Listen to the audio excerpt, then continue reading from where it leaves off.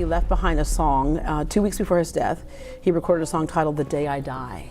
Yeah, that was a very special song. You know, my brother actually, when he wrote that song, he asked me to help him write that song.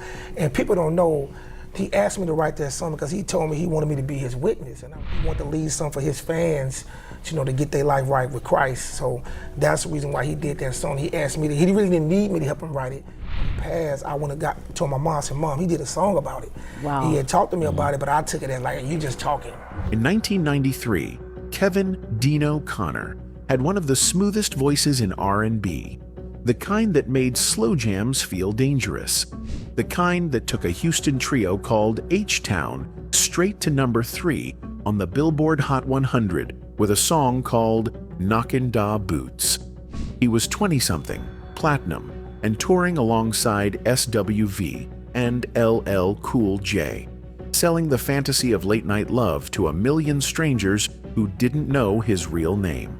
But 10 years later, on a Tuesday night in January 2003, Dino left a recording studio with his pregnant girlfriend, rolled up to a red light, and never made it home. What's next for H-Town and Shazam is that, you know, right now, we just finished the H-Town album, you know, so which the H-Town album, my brother, he passed, we had just finished that. An SUV blew through the intersection, and by morning, the voice that defined an era was gone. No farewell tour, no final album drop, just a Houston Chronicle obituary and a generation of fans asking what really happened. Dino didn't fade because the talent left or the hits dried up. He faded because the industry gave him just enough light to shine, then walked away when the checks stopped clearing. And now, 2 decades later, his name lives in YouTube rabbit holes and nostalgic playlists, remembered by the people who loved him and forgotten by the machine that made him. This is the story of Dino from H-Town, the man behind the voice and the red light that ended it all. I've been having some issues with some labels saying that they maybe wanted me to replace my brother, and I was like, you know, I'm not down with that, you know what I'm saying? So, yeah, you know what I'm saying? We was getting ready to cut a big deal, but you know, when my brother died, it's like a lot of labels more like, hey, you know, we'll do it, but you gotta put another member in the group. Before the platinum plaques and tour buses, there was just a kid named Keven, born November 18th, 1974, in Houston, Texas, where the heat sticks to your skin and dreams feel both close and impossible. He grew up with his brother Solomon, who the world would later call Shazam, and even though they were born almost a year apart, folks always saw them as two halves of the same rhythm. Dino had the voice that made people stop mid-conversation, the kind that didn't need a microphone to fill a room, and Shazam had the stage presence that made you believe every word they sang was written just for you. By the late 80s, the two of them were running talent shows all over Houston with their boy, Daryl, who everyone called G.I., harmonizing under names like The Gents, chasing whatever small-time stage would have them. Houston back then wasn't an R&B city the way it was a rap city. This was the era of Ghetto Boys and Scarface, when the South was still fighting for its place in hip-hop. But Dino and his brothers weren't trying to rap. They were trying to sing the kind of slow, sultry R&B that made girls in the crowd lean forward and mothers in the back row smile like they remembered something. Night after night, venue after venue, people started to notice that the kid in the middle, the one with the smooth tenor and the bedroom eyes, had something special. They weren't famous yet. They weren't rich. They were just 3 Houston boys in thrift store suits, splitting gas money to get to the next show, believing that if they could just get in front of the right person, the right ear, the right break, everything would change. Houston gave them the hunger, the grind, the brotherhood that would carry them through everything that came next. But it couldn't prepare them for what happens when the world decides it wants a piece of you and doesn't ask what it costs to give it. And then someone from Miami picked up the phone. That someone was Luther Campbell, Luke from 2 Live Crew, building an empire with Luke Records, a label known for pushing boundaries in hip-hop. But Luke had a vision nobody saw coming. He wanted an R&B group, something smooth to balance out all that bass and controversy. And when he heard about these three kids from Houston who could sing like they'd been doing it for lifetimes, he made the call. By the early 90s, Dino, Shazam, and G.I. found themselves sitting in a cramped Miami office, sweat on their foreheads, staring at a contract that promised $25,000 and a shot at the only thing they'd ever wanted. They were teenagers, 16, 17 years old. And this was a standard deal, the kind that gave the label the leverage and the artist just enough hope to sign on the line. I would later say they knew what they were doing, that they understood it wasn't perfect, but it was the door, and once you're inside, you renegotiate. So they signed, became the only non-rap act on a label full of controversy, and got to work on an album called Fever for Da Flavor. In March of 1993, the world heard Knockin Da Boots for the first time. It wasn't just a song, it was a slow-burn fire, the kind of track that made radio programmers nervous and listeners replay it 3 times in a row. Dino's voice slid over the beat like silk, turning something explicit into something seductive, and by the time the chorus hit, it was already a cultural moment. The single climbed to number 3 on the Billboard Hot 100, where it stayed for 7 weeks, and topped the Hot R&B chart for 4 straight weeks. It went platinum. It won H-Town a Soul Train Music Award for Best R&B/Soul or Rap New Artist. Suddenly, Dino's face was everywhere. On posters in record stores, on BET, in magazines, on the lips of every couple slow dancing in the dark. The hook was inescapable, and the group became synonymous with a very specific kind of 90s bedroom R&B, the kind that made you blush and turn the volume down when your parents walked in. It should have felt like a dream. And, in some ways, it was. But dreams in the music industry come with terms and conditions. And by the time Dino realized how much control he'd traded for that breakthrough, the ink was already dry. Because overnight success moves so fast, you don't have time to read what you signed until you're already 3 cities deep on a tour bus, staring at crowds who know every word but wondering why the money doesn't match the screams. By the summer of 1993, H-Town was everywhere. The Coca-Cola Summer Fest had them rolling from venue to venue alongside SWV, Naughty by Nature, Silk, and LL Cool J, playing to packed arenas full of people who treated Knockin Da Boots like a national anthem. Dino would sit on that tour bus between shows, forehead pressed against a fogged-up window, watching highways blur into each other, surrounded by empty food trays and the low hum of exhaustion that nobody talks about when they talk about fame. The crowds got bigger, the lights got brighter, but something about the checks didn't add up the way he thought they would. They kept pushing because that's what you do when you're young, and the world wants more. H-Town released follow-up singles. Lick You Up climbed to number 67 on the Hot 121 on the R&B chart, and Keepin' My Composure hit number 46 on R&B.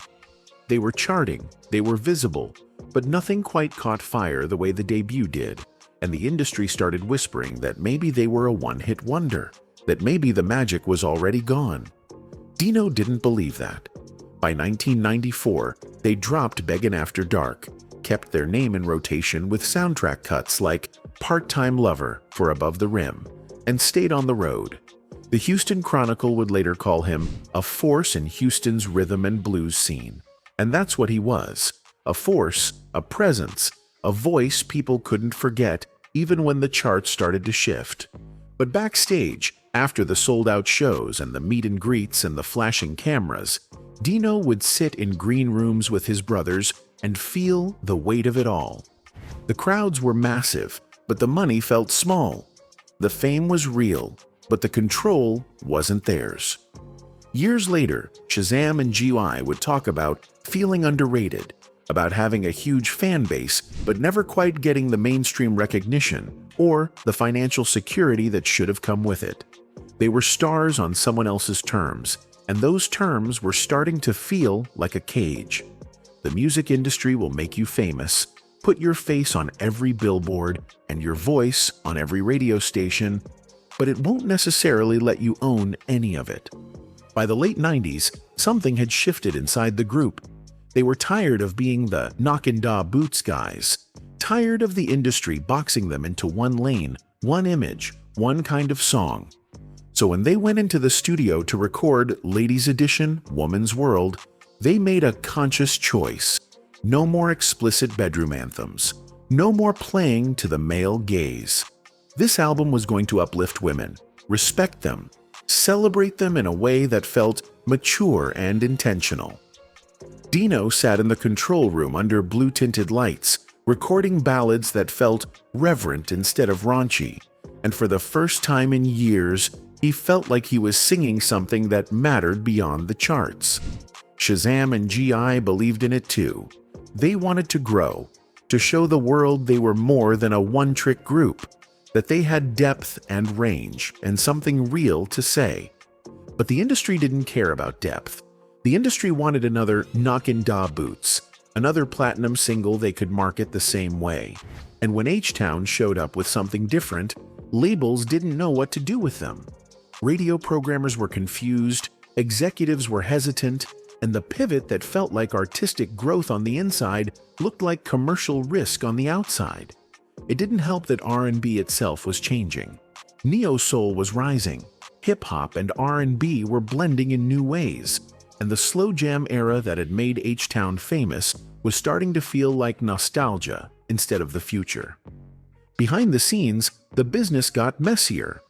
G.I. would later reveal that after their initial success, they'd gone back to renegotiate their Luke Records deal, trying to claw back some control, some better terms, some piece of what they'd built. They got a little, but not enough. And then, in a moment that sounds like something out of a movie, G.I. says a major label tried to buy H-Town's contract from Luke, not to promote them, but to put them on the shelf, to keep them out of the way because they were supposedly interfering with plans for a newer artist on that label's roster. A group with a platinum single, a loyal fan base, a proven track record, and someone wanted to pay money just to silence them. That's how the industry works when you're seen as competition instead of an investment. Dino felt it all closing in. The creative tension, the label politics, the sense that no matter how good the music was, someone else was always holding the keys.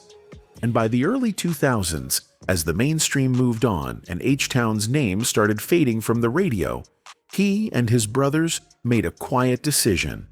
They'd go independent if they had to, find a way back, make the reunion album, tour again, remind people why they mattered in the first place.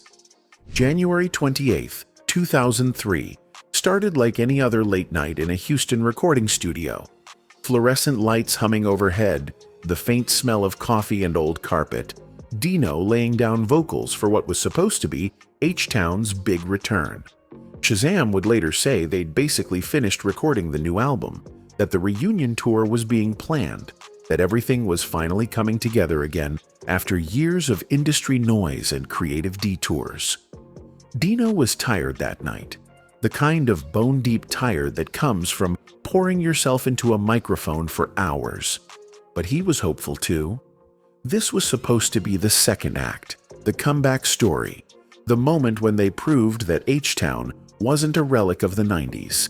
He packed up his things, said his goodbyes to the engineers, and walked out into the January cold, where his girlfriend, Tessia Ray Wysant, was waiting to drive him home. She was 22 years old. She was pregnant with their child. They never made it home. Somewhere between the studio and wherever they were headed, their car rolled up to a red light, engine idling, an ordinary moment that happens 1,000 times a day in 1,000 cities. And then an SUV came barreling through the intersection, allegedly running the red light, and slammed into them with the kind of force that doesn't leave room for second chances. Metal screamed, glass shattered. Both of them were ejected from the vehicle, bodies thrown into the night. Tessia died at the scene. Dino was rushed to the hospital, paramedics working frantically, but by the time they got him there, it was already too late. Keven Dino Connor, 28 years old, the voice that had soundtracked a generation's late nights and slow dances, was gone. The Houston Chronicle ran the story the next day, calling him a force in Houston's rhythm and blues scene, noting that he died in an automobile accident and that plans for an H-Town reunion had been abruptly halted. Local station 97.9. The box would later mark the date as the day H-Town's legacy was cut short, emphasizing how young he was, how much he'd left in the studio, how much he'd never get to finish. Police reports focused on the SUV running the red light, but details about charges or legal accountability remain sparse even now, leaving a hole in the story that the internet would spend the next 2 decades trying to fill with speculation. But the truth is simpler and sadder than any conspiracy. Sometimes tragedy is just random, just brutal. Just a red light and bad timing, and a life ending before it was supposed to. By February 7th, the wake was packed with flowers and fans humming Knockin Da Boots under their breath. But the reunion tour, the new album, the second act, all of it died at that intersection. Shazam stood there at the funeral home, staring at his brother's casket. Surrounded by so many flowers, the air felt thick with their sweetness, and he couldn't cry. Not because he wasn't broken, he was, but because crying felt too small for what had just been ripped away. Mourners lined up to pay their respects, some of them fans who'd never met Dino but felt like they knew him through the music. Others, family and friends who'd watched him grow from a Houston kid with a dream into a voice the world recognized. People hummed lyrics under their breath, whispered memories, left cards and photos, and through it all, Shazam and G.I. stood together, trying to figure out what comes next when the center of your world just vanished. The obituary in the Houston Chronicle listed Keven A. Connor's birth and death dates like bookends to a story that felt unfinished. And, in the weeks that followed, find a grave. Pages and social media memorials became digital altars where fans from all over would leave messages every anniversary, keeping his name alive in the only way they could. Grief doesn't pause the business, though. Labels started calling almost immediately, asking if H-Town would continue, suggesting they find a new lead singer, maybe audition someone who could fill the void. To Shazam and G.I., that wasn't even a conversation worth having. You don't replace your brother. Don't erase the voice that made the group what it was, just so you can keep the brand alive. So they made a different choice. They'd release one more album, using the vocals Dino had already recorded, the ones still sitting in the studio from those final sessions. It would be their way of letting him finish what he started, of giving the world one last chance to hear him the way he was supposed to be heard. In September of 2004, they put out Imitations of Life independently on their own H-Town music label, and every song that featured Dino felt like a goodbye and a promise wrapped into one. It wasn't a comeback, it was closure, it was love. After Imitations of Life, Shazam and G.I. could have walked away from music entirely, let H-Town become just another 90s memory that people half remembered at old school parties. But they didn't. They kept performing, kept touring, kept showing up for the fans who'd never forgotten what Dino's voice had meant to them. By 2010, they were collaborating with artists like Pretty Ricky and Jodeci on tracks like Knockin Your Heels, staying connected to a new generation of R&B while honoring the foundation Dino had helped build. It wasn't about chasing another platinum single. It was about keeping the name alive, about making sure that when people talked about 90s slow jams and bedroom R&B, H-Town was still part of that conversation. And slowly, the recognition started to come. In November of 2015, TV One aired an unsung episode dedicated to H-Town, revisiting their rise, Dino's death, and everything the industry had put them through. For a lot of younger fans, it was the first time they'd heard the full story. Not just the hits, But the contracts, the struggles, the tragedy that cut it all short. The episode became a touchstone, a way for people to understand that H-Town wasn't just a group that faded. They were a group that survived. Then, in 2019, came the moment that felt like the world finally saying what Shazam and G.I. had known all along. H-Town was inducted into the R&B Hall of Fame. On stage under soft lights, holding the plaque, they called out Dino's name, and the crowd erupted, fans filming on their phones. Everyone in that room knowing that this honor should have come when all three of them could stand together. Late is better than never, though, and for Shazam and G.I., it was proof that the work they'd put in, the sacrifices Dino had made, still mattered. By 2020, they were doing long-form interviews on radio and YouTube, reflecting on 25 years in the game, talking about feeling underrated, but grateful for the fan base that never left. Houston Station 97.9. The box published tributes remembering Dino, marking anniversaries, making sure his hometown never forgot the kid who made it. It was bittersweet. All of it. Every award, every tribute, every new listener discovering Knockin Da Boots for the first time carried the weight of one question. What if Dino had been here to see it? But it wasn't just the Hall of Fame keeping Dino's name alive. It was the internet, and the myths it couldn't stop telling.